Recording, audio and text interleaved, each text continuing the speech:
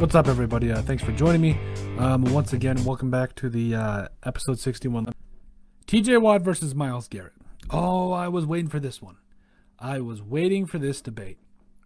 For this to see which one I would take. If I was a GM, again, something would have to drastically go wrong for somebody else in an extremely short amount of time, and something would have to go very well for me in an extremely short amount of time as well. If I was a GM tomorrow, between TJ Watt and Myles Garrett, I probably would take Myles Garrett because of the fact he is 2 years younger. He has about the same amount of sacks, just a little bit less. But at the same time, TJ Watt is quite frankly one of the best all-around defenders and edge rushers, that I have ever seen. So before we get into this, I have to kind of reiterate the fact that I was really waiting for this, because edge rushers to me are so incredible. They're so fun because you get guys that are like 6'4", 6'5". They can run a 4.6, and they're just fun to watch. They're just fun to watch. And at the end of the day, I feel like if you had to choose between the two in terms of a total player, I think you would go TJ Watt, who, by the way, has 4 career interceptions. Has an eye for the football. He gets his hand up, deflects passes, does his thing there.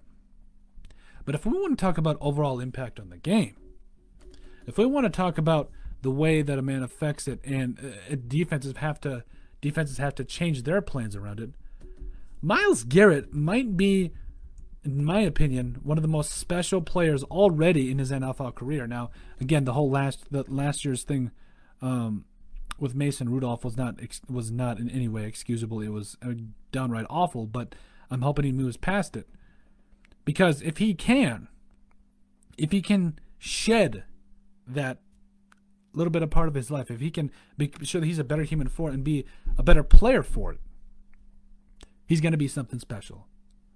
At 6'4", 271 pounds, everybody and their mama knew this man coming out of Texas A&M was the best player in the draft.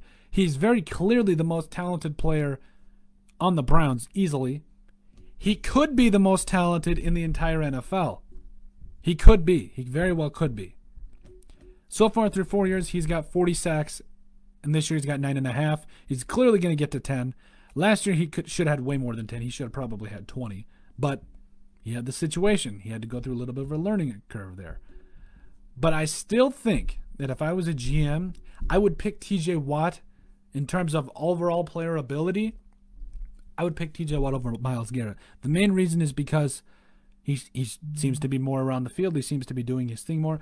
I truly believe that TJ Watt is a better overall player. Not talent-wise, that's a whole nother can of worms. Clearly, Myles Garrett is more talented than TJ Watt. But we're talking about all-around player, a guy that you can drop into coverage, a guy that you can that can cover sideline to sideline. TJ Watt is something special.